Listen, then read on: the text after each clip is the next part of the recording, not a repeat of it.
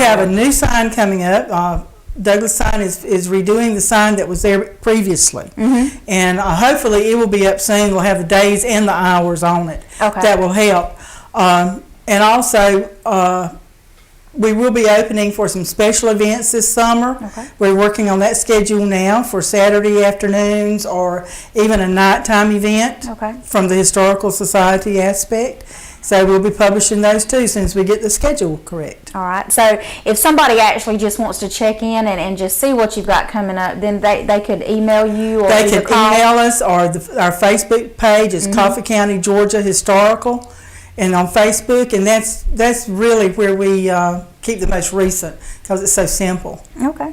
All right. Well, is there anything else you'd like to tell us about the museum or about Coffee County Historical Society? If you would like to become a member of the Coffee County Historical Society, all you have to do is drop by the museum and pick up a form. We have levels from $25 to $200. Okay. And what the funding does for that membership, it supports our programs and our activities. Things we do for kids, like field trips and things like that, as well as things we do for local groups that want to enhance their exhibits or something like this. We kind of do that for them too. Okay. So, and we're trying to grow, and we need that. Right. Any community event that we need to grow. The main one that we do need to grow is our local history, That's which right. is Heritage Station. Because once it's gone, it's gone. It's gone. That's right. Now, if somebody has an item of historical value, the museum is working right now on a collection study, and we are at this point we're not taking donations so much as we are on loan because we're working on our shelving and our storage areas, and we don't have a lot of space right now, but we are. I love things on loan. Yes. Because that way I don't have to worry about them but 6 or 8 weeks at a time. Right. But yes, we'd like for anybody to make a donation that would like, or a gift or loan. Okay. All right. Well, it sounds like y'all got some great and exciting events coming up, and I really appreciate you coming by and stopping off and sharing some of the events that are coming up with us, and we'd love to have you again as soon as y'all have some more events coming up. Anytime. Just give us a call. All right. Thanks for coming, Carol. You're welcome.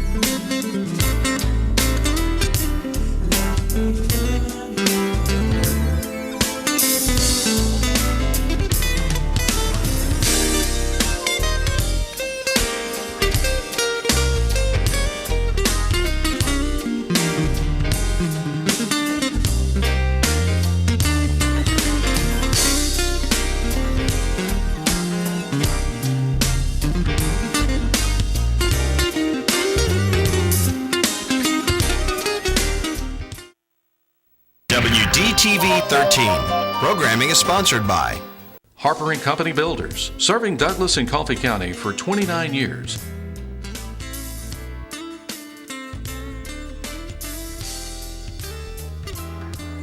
And a proud sponsor of community programming. Joe's Check Cashing. American Truck Parts Incorporated, a proud sponsor of WDTV 13 programming. Roscoe Allen Jr. and Gubas Modular Buildings in Ocilla, Georgia. We proudly support local programming on WDTV 13. Storage Solutions, etc., locally owned and operated and located at 1010 Bowens Mill Road, Southeast in Douglas. Vickers Audio and Glass Tinting, supporting our local programming on WDTV 13.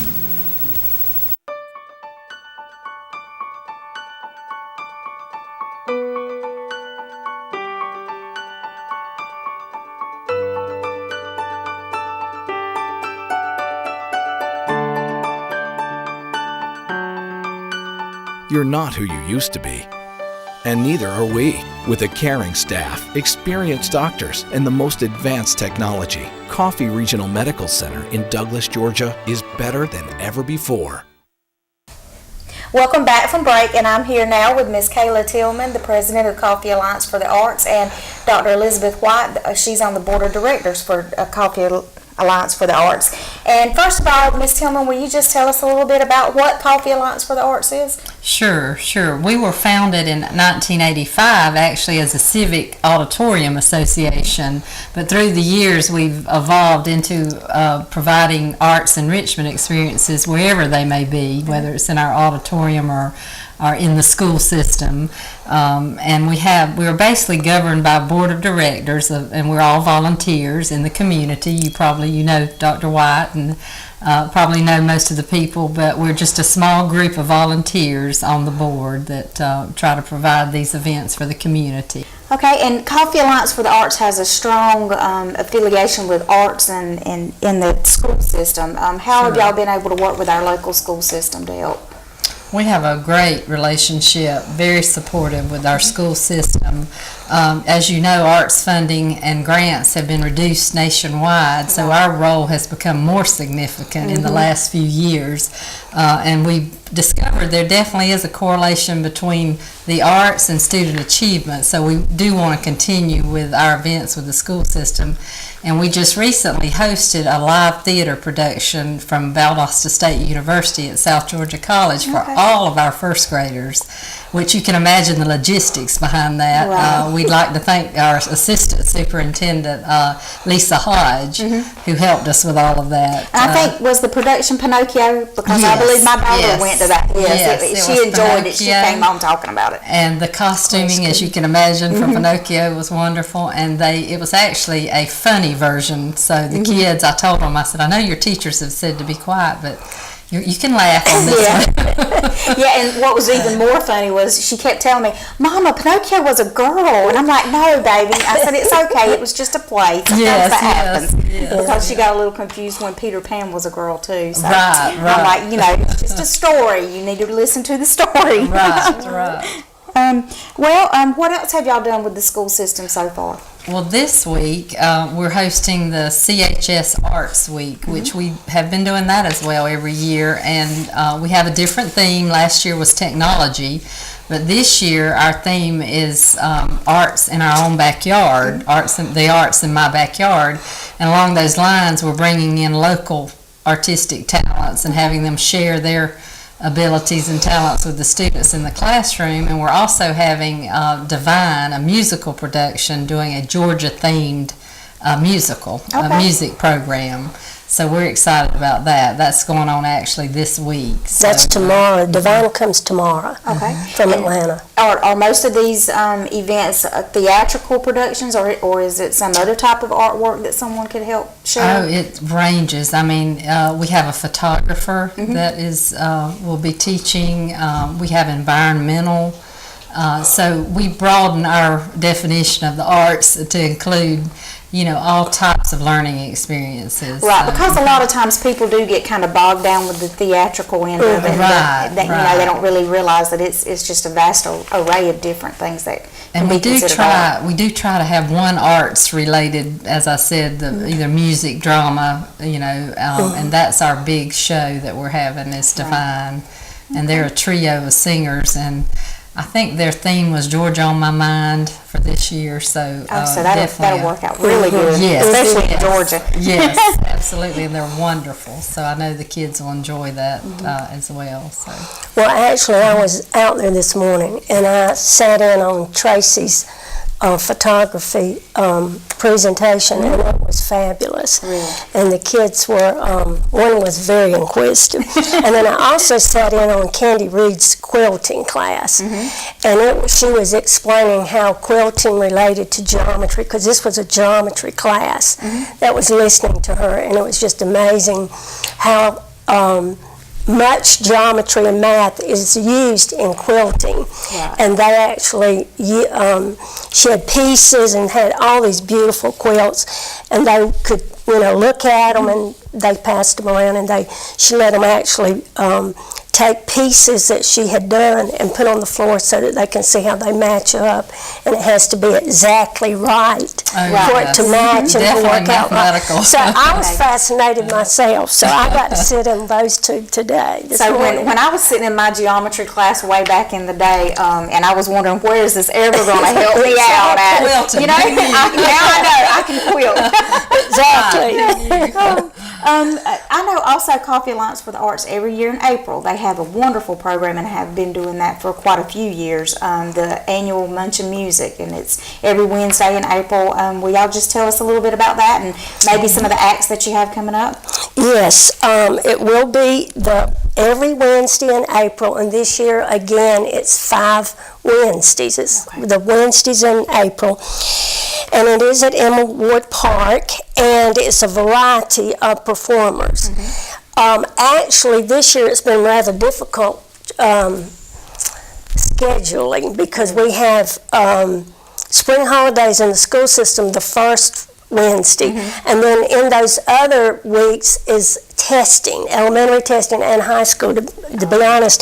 So it's been kind of difficult, but been a challenge, I'll put it that way. But right now we've got everybody, something or some group performing every Wednesday except the first one. And I'm having difficulty with that one, but we will have somebody for April the 1st. But April the 8th we have scheduled Voices of CCA. Citizens Christian Academy performed last year, and they just did a really great job. They are very good. They will perform on April the 8th, and then on April the 15th will be Ambrose Elementary Show Choir. They've been performing for, I think it's 6 or 8 years, and so they're excited about performing here. This will be their first time performing, and that's under the direction of DJ Griffin. And CCA is Gina Laborde. She's been there several years. And then the 22nd of April, we'll have the Coffee High School Jazz Band. And I am excited about that because I haven't heard them play in a long time, but they always do a great job. And then the last Wednesday, the 29th, will be the show choir, Coffee High School Show Choir. And we always have a huge group to listen to them because they help are. us out a lot with some of our different events. We just call them up and they come help. They are a really good group. I mean, Tanya Myers does that group, of course, and then her husband does the jazz band, Steve Myers, and they both do an excellent job with those students. So we're excited about our lineup and want everybody to come out and support it. Bring your own lunch.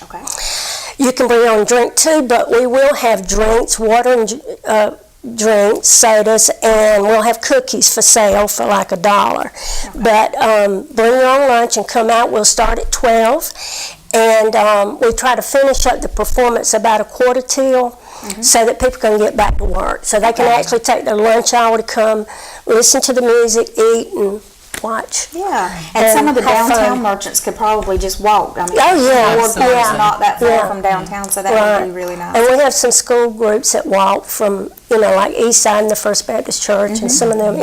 Any group can come if they got transportation, but those could actually walk. And so we're excited and just encourage everybody in the community to come out and support us. And again, that's Munchin Music, which is every Wednesday in April. And we just would like everybody to come out and support y'all. Do y'all take donations at that time, or do y'all have anything like that set up? Or how do you get funded? Well, that's a real good question.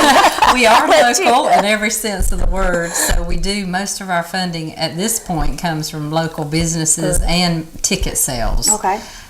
We are doing a special campaign this year. It's our M&M Blitz, where we're doing membership in movies. We're offering a special membership, very affordable. For $50, you get 2 season passes to our movie series at Rockin' 8. And so we're handing out M&Ms. We're going to be at the Blitz Day for us will be April 25th in conjunction with the city for their spring fling. So if you'd like to come out, we invite everybody to come out and join us. We'll be there from 10 to 2 in Atkinson Plaza. And we'll have our membership available there, and you Right. can grab a bag of M&Ms. Yeah, yeah. And let me give a little free plug there. On that same day, you're right, our downtown merchants will be having a spring fling. They'll be having different yard sale type, not yard sale, but spring sales on the sidewalks that day also. And we definitely want people to come out and support y'all at Atkinson Plaza because we appreciate y'all helping us out with that too. Thank you. Y'all are also starting a new tradition this year with the first ever The Arts in My Backyard sale on Yes.